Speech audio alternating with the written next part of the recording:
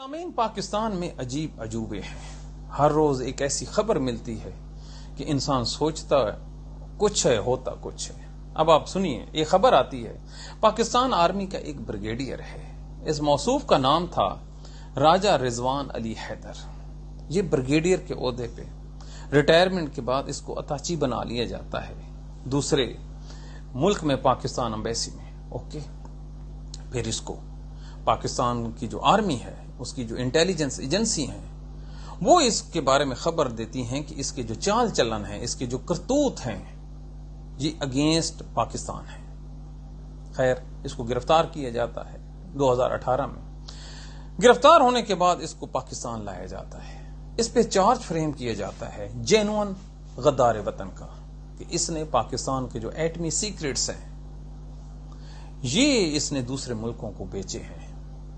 بہت الارمنگ تھا۔ ملٹری میں اس کا ٹرائل شروع ہوتا ہے اور پھر اس کو سزائے موت سنا دی جاتی ہے۔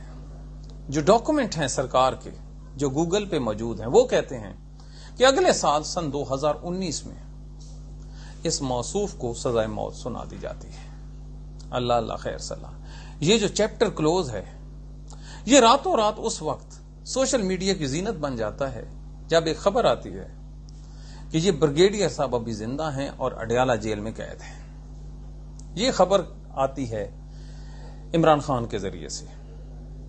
عمران خان کہتا ہے کہ اس کے ساتھ جیل میں بڑیاں زیادتیاں ہو رہی ہیں، جبکہ ایک جو ملٹری کا پرزنر ہے، قیدی ہے، جس پہ سنگین الزامات ہیں، اس کو تمام سہولیات دی جا رہی ہیں اور وہ شہزادوں کی سی زندگی بسر کر رہا ہے۔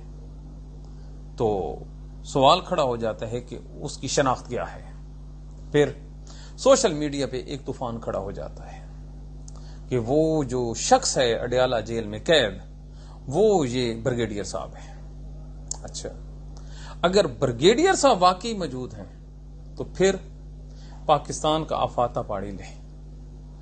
اگر یہ خبر سچی ہو جاتی ہے تو یقین مانیے، خانہ کعبہ چھوڑیے، اگر سر پہ قرآن بھی کوئی رکھ لے تو پاکستان کے کسی ادارے بھی کسی بات پہ کوئی اعتبار نہیں کرے گا۔